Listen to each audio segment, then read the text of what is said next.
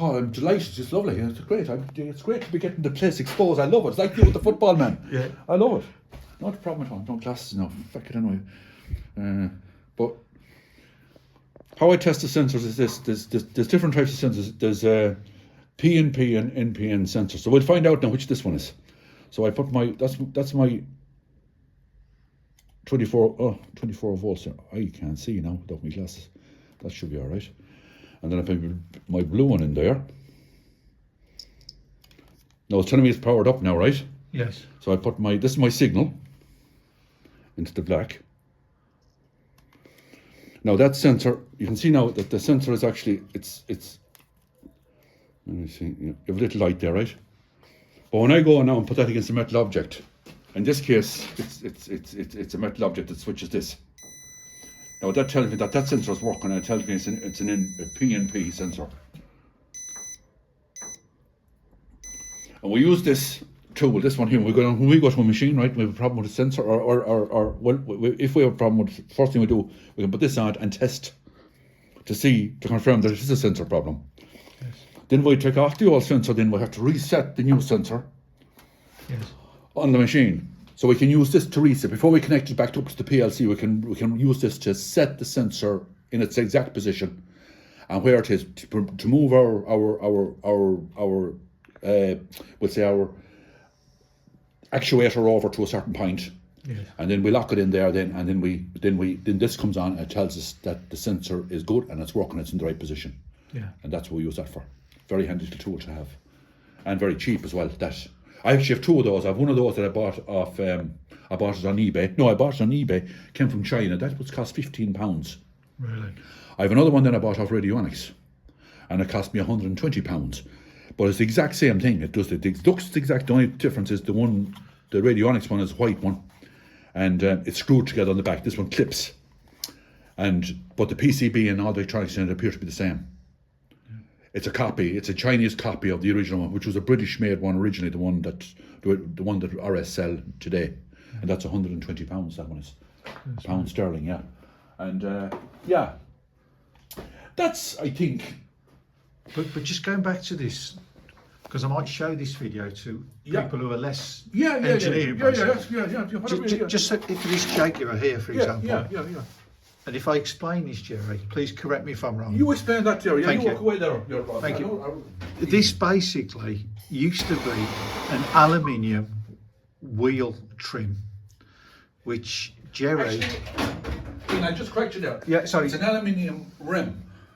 Aluminium rim, sorry. It's a rim. It's a rim. It's a car rim. It came off a Volkswagen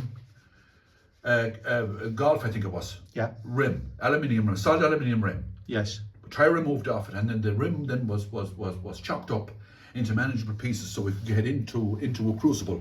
A crucible is like a pot, a melting pot.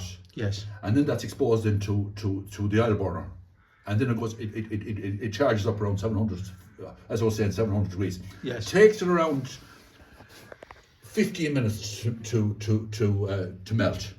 Yes. To go into a liquid form. Yes. And forgive me, I'm just picking it up. Thanks, Jerry, for that. It's very, very substantial. I would guess it's very hard for me to put. Yeah. If that was 2.5, 3 kilos, no, probably not. I'm not sure what weight, just to be honest. No, I wouldn't be surprised if it's at least a couple of kilos, but it's very substantial and incredible. All I know that it took around 3 pours. Yeah, and so you put it into a mould, is that right? Yeah. How that's done Thank is how's that done? I go to a site called, I think it's called Intiverse. Forgive me if I got the name right, but it's something. It's Intiverse, and you go on there, and there's all 3D models there, right? There's 3D models of nearly everything. So if you're looking for something, and you type it in, and in this case we're looking for the Jaguar cat, right? It comes up. Yes. And different versions of it come up. So you just pick the version you like. That's the original version that I found. And I'd imagine whoever put that up there 3D scanned that cat from an original Jaguar logo, or original Jaguar cat, the one that's on the old. Yes. They haven't used those cats for years on the don't use them anymore on the Jaguar, on the Jags. Yes. I think 1970s or some cars had them. After that, they went with plastic, and they didn't put it on the bonnet. They put it on the back of the car, Yes. and they had it in the grill. That's some sort of a fancy head in the grill. But What am I trying to say here? But yeah, you take that, you download that as an STL file, and you bring it into your 3D printing software. And then, obviously, if you're limited for melting capacity, you have to reduce the size of the pieces. So you have to make it in 3, 4, or 5 different pieces, depending on what you can melt or what your capacity is. In this case, we're looking at 3 pieces. So we generate the file in the we generate the file in the software, and we size it to the size we want. What do we think? In this case, the original Jaguar was only, I think, about maybe 4 inches or 5 inches long. It was pretty small compared to this. Yes. But I scaled this up. Yes. Then I chopped it into 3 pieces then. And each piece then I printed on the 3D printer. I printed them as a shell, like an eggshell. They looked like an eggshell. They were soft. They could easily collapse. There was no infill in them. It was just a shell. So basically speaking, you had that part there. Imagine that in plastic, and it's just a shell. Yes. What you did, and then it was capped as well. There was a bottom on it, if you like. So then you put that into the stand then, and then you put airboard on the end of it for about 2 inches. Yes. And then you burn out you pack the sand tightly around it. And the sand is so good it's packed around it, and it won't allow the thing to collapse because it's an even pressure all the way around on the 3D print. So then you melt up your metal. Yes. Then you pour.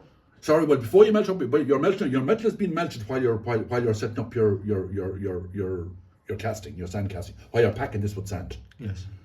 You have your metal on, it's melting. So you pound that, you tighten that real tight. I mean, it's solid as concrete when you have it done, like it's really tight. Yes.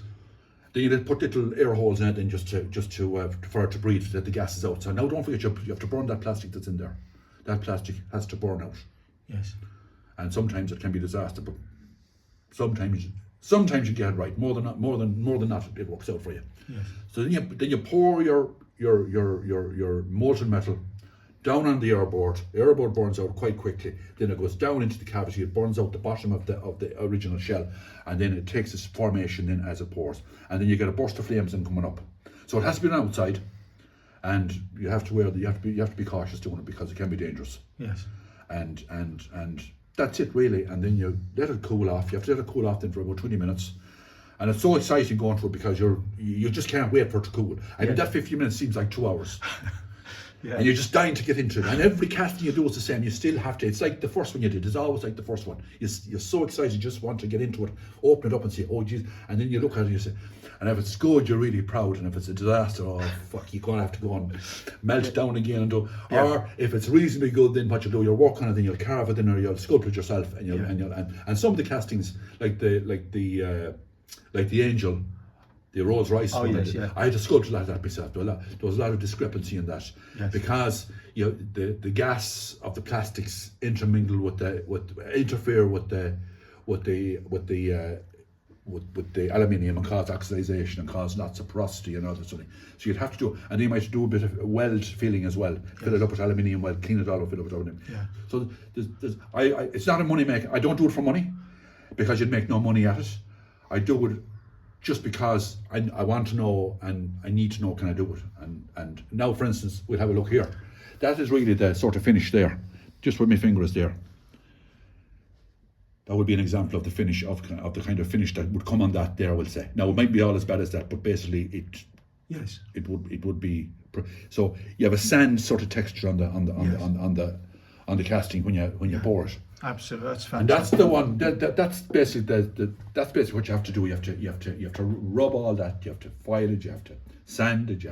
Then you get this great British product here. Yeah. A brilliant little product, and you rub it down with that, and you polish it, and you bring it up mirror. That hasn't been done. That's just paint there. I just painted that there then, just to give it that the actual profile of the cat stands out. Yes. Now that could be painted any colour. I mean, I just painted it black, but yes. And then it was welded here, there, and it was welded there. Yes. And here. So actually, that joint is going down along there somewhere. I think it's going down along there. So part of this But you'd was never in, the, tell. was in the one casting, and that was one casting from there. Then that's the other casting from here, and then from here was the third casting. 3 castings. Incredible. So we faced those off in the milling machine. Yeah. Fly cut them on the milling machine then.